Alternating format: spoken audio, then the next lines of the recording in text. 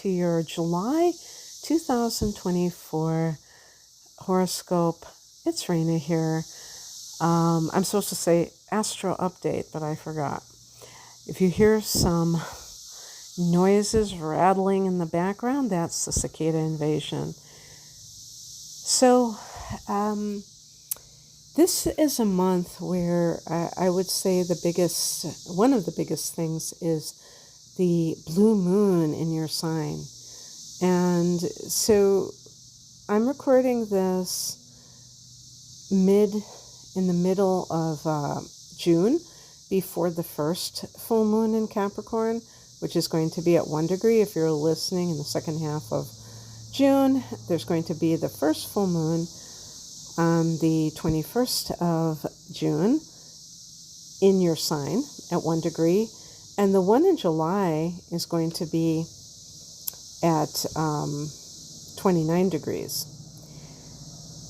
So I'm gonna talk more about that, but I just wanted to mention that you're probably going to experience a sense of endings or a sense of completion, which is kind of a similar theme. And there could be also something connected to a committed partnership, some development. Doesn't have to be an ending, although definitely in some cases it could be that, but it's also with perhaps committing to a relationship when you've been single and trusting in the process. It's also important to note that we're going to have one more rodeo with Pluto retrograding back into your sign. This is going to come, I believe it's in September through November, and it's going to be at a late degree of Capricorn, so it will be connected. It could be connected to the developments of this full moon as well. And last year when we had, or when was that? Yeah, I think it was I can't even remember. When we had the other retrograde back into Capricorn, that was, I think that went back to 27 degrees of Capricorn. So there could be something from that period of time, like last autumn, where there was some kind of situation that arose that is connected to what is this full moon. Pluto retrograding can bring some kind of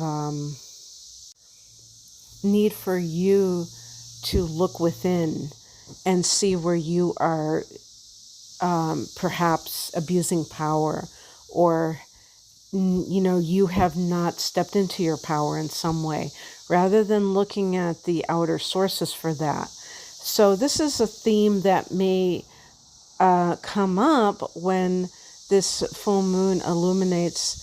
Maybe a secret comes out. Like, I'll give you an example, but don't think that this is how it's going to play out for you. Let's say that somebody is a Capricorn and they have had a rocky time of it in terms of a marriage. And because they're a Capricorn, they're inclined to follow through or stick to their commitment of marriage. Also, they may value that kind of traditional status, and they don't want to break up their family, whatever. But there has been several challenges to the relationship in recent years, and now it's kind of heating up again, and the person finds out that their partner has been cheating, and in the past they might have looked the other way, grinned and bore it, whatever, but now there's like this feeling of like that you have to step up to the plate, that it's doing something to you, it's tearing you apart. So that's just one possibility, but it can be very empowering. So let's start from the beginning of the month, however. On the 2nd, Mercury goes into Leo. Now, Leo for you is your 8th house. This is the house of shared resources. So for anyone, and that's another thing too, that the 7th house can be legal affairs. So let's say you are getting a divorce, or let's say you are dealing with a probate issue. There may be still the need to kind of go over who gets what and signing documents. Mercury can be about those kinds of things. Negotiations, whatever. This is also, Mercury can be studies, and the 8th house can be the occult. So whether it's astrology, the tarot, or some metaphysical thing that you're interested in, it could also be connected to shamanism or other forms of alchemy. That might be something that you are embarking upon, or, because you are going to have a new moon here in early August, so that you might be filling out a form to enroll in some kind of mystical course or something along those lines. On the same day, Neptune goes retrograde at 29 degrees 56 minutes of Pisces, and so very close to Aries, but will not go into Aries until March of 2025. And of course, you are a fellow cardinal sign, so when that occurs, that will be hitting that 4th house of home and family. But now we're talking about the 3rd house in Pisces. You also have Saturn retrograding in this sector. Neptune retrograde can be disillusionment. The 3rd house can be family members, especially siblings. In some cases, it might be an aunt, an uncle, a cousin. And when Neptune is retrograding, you may find out that you have been bamboozled by one or more of them. And if there's any kind of probate issue, then certainly these two things can go hand in hand. And, on the one hand, it can feel like a letdown to find out that somebody has been deceptive. On the other hand, it's always good to know. So you'll be able to, rather than being blissfully ignorant, you find out something so that you can act upon it. Now, if you have been kind of training as a meditation teacher, because with Saturn in the 3rd house, I could see somebody who wants to make a career with something, because Neptune in the 3rd house, this is the mundane mind, and Neptune there is anything but practical. So it gives, an example would be also somebody who wants to write some kind of fiction. Neptune can be fantasy. And I'm not talking about it has to be Tolkien type of fantasy, but anything that is not factual. That could be what Neptune represents. And maybe you thought it would be easy to write, and you realize it's not as easy as it looks. But that doesn't mean that you have to abandon your project. It may just mean that you take a breather. Maybe you read The Artist's Way. That's a great book for learning how to really tap into your creative juices if you have writer's block. Because Saturn is also retrograding here, so there might be some slacking off of any kind of discipline that is connected with the way that you communicate, like if you are writing a book, for instance. On the 5th of the month, we have a new moon at 14 degrees of Cancer, so that is going to be in that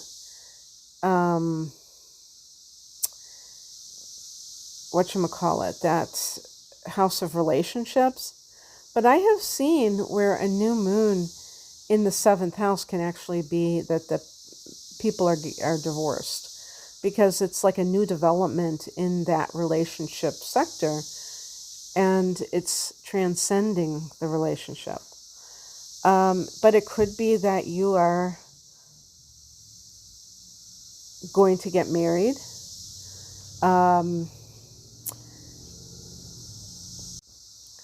I think in some cases it could even be meeting someone, which is more of the 5th house when we talk about love situations, but meeting someone who is relationship material. Not that you will be getting committed to that person, but that you kind of kick off the process that inevitably leads to partnering up with someone, or even a business partner. Boy, when I said partnering up with someone, it was 11:11 on my recording, so there you go.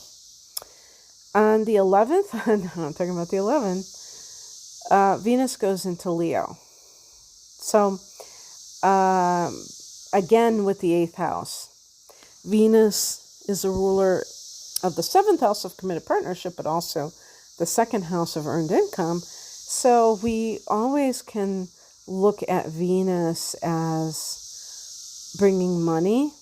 Again, some of you may be, there may be something going on with the money situation, with Mercury in that house as well. And you're really talking about it and thinking about it, and now maybe it's time to get a payout. Again, the new moon in this area will be in early August. This is good for relationships to go even deeper. This is the house of intimacy. On the 20th, Mars goes into Gemini. And this is your 6th house of work. A couple of years ago, beginning in August, you had a 7-month run of Mars and Gemini in this same area. And this is the first time since March of 2023 that you have had this. So it's long overdue. So what has that meant for you? For some people, it could be that you didn't have to work overtime. Maybe now you're going to have to work longer hours. If you are part-time, this is going to be music to your ears if you've been wanting to get more hours. Because Mars can be conflict, this can be a potential for some kind of clash, maybe an ego clash in the workplace with coworkers. In terms of health, Mars, I believe, is connected to fevers, things of that nature, or I don't know if it's like acute conditions. Again, check back to that period of time from 2022 to 2023 if you had a particular issue, because you might have a flare-up. But I will say that this is not going to linger in Gemini for a long time the way it did a couple of years ago. But obviously with health matters, you have to be on top of that, and shouldn't rely on this type of reading. I usually don't even talk about health because I don't want to get it misconstrued. So on the 21st, so the very next day, we have that blue moon, 29 degrees of Capricorn. That's in your first house of the self. So, two full moons in your sign. Understand that if there is something that is changing, leaving your life, everything is temporary except for your soul. So being able to kind of roll with the changes is very important, and recognize seasons, recognize cycles of life. But it could put you into, I was going to say the limelight. I don't know if that's the proper terminology. In the first house, you may get more notice, attention placed on yourself. And at the 29th degree, this may come after some good old-fashioned hard work on your part, if you've been trying to put yourself out there. On the 22nd, the sun goes into Leo, and that is another planet to go into that 8th house. So that can kind of deepen your scope at this time.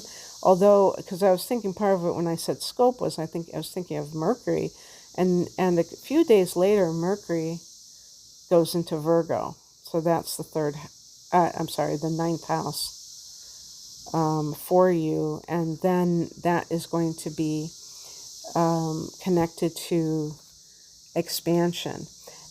Again, if we talk about studies, the 8th house can be more like occult, hidden wisdom and traditions, and the 9th house more the traditional types of religious belief systems. And not only that, the 9th house can be foreign travel, and Mercury can be learning a new language, maybe studying abroad for sure. Maybe you're getting this kind of, what do you call it, message or email or document that says that you are enrolled in some kind of course, or maybe you're teaching abroad. That's always a possibility as well with Mercury. The 9th house is also publishing, so because Mercury can be about writing, it could be along those lines. Okay, that's what I have for you. I hope that this resonated. If you would like a private reading, I'm promoting my double readings called my Deep Dive readings, which are a package deal. So by getting both at once, you save money. An hour of natal chart analysis, an hour of transits for a special price. I have love readings, career readings, etc., etc. You can find out more information at the link below. Thanks for watching, or listening, I should say. Bye.